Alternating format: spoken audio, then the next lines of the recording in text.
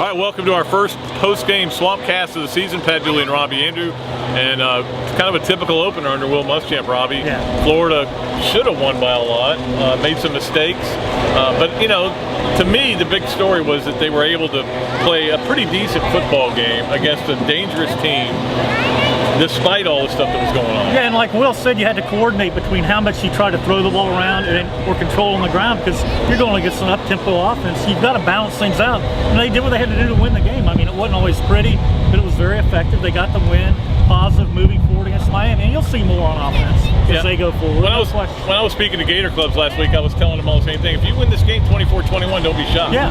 Now, the fact that their defense, their young, revamped, totally restructured defense played that well against a pretty good offensive team. Keeping that team out of the end zone is a real achievement, man. I mean, they played good, and if you look at how Dominic Easley, he's back. Yeah. He did not look like that last year. His knee was still 100%. He is so lightning quick off the ball. He's going to disrupt a lot of offense. Yeah, the center for Toledo actually is supposed to be like a second-round draft pick, and he just destroyed him the whole day. A lot of young guys played big. Werner Hargrave's probably the leader in that category. That was a huge interception, man. I mean, things were they were losing momentum. It was getting a little tight.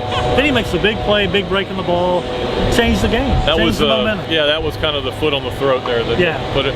But you can see they've got some talented young players, and that's what I'm right about. Is that their roster is finally where they, even on this is probably about as bad as it could get, with injuries, suspensions, and illnesses. No Matt Jones, no Morris, and to go out and focus and look, we all know this was a nervous game for Florida. Yeah, fans. it was. Even though a lot of them didn't show up. Yeah, but Pat, if this had happened 2 years ago, they'd have been totally decimated. I mean, could they put enough guys in the field to beat a team like this? I don't think so. You're right. And if it happened 2 years ago, I think Florida fans would be a little bit upset. But now they're like, yeah, this is what we got. This is what we're going to be. Yeah. So we'll see how they were able to handle it. Obviously, the big game against Miami next week, and another really good offense.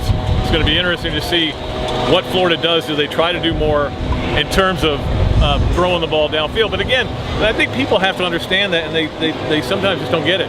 When a team is playing two deep safeties, you're not going deep. They're taking away big plays. But we did see a hint of how good the play-action game might be. Right. Well, once they get rolling, they had 3 plays downfield. One was dropped, the other 2 were caught.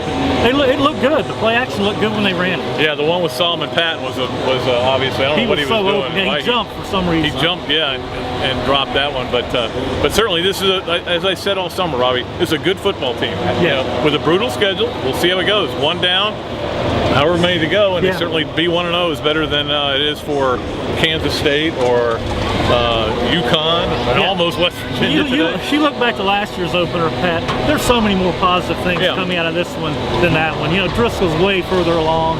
They're just much better, more deeper in a lot of places. It's a lot of positive to come out of the game. Yep, absolutely.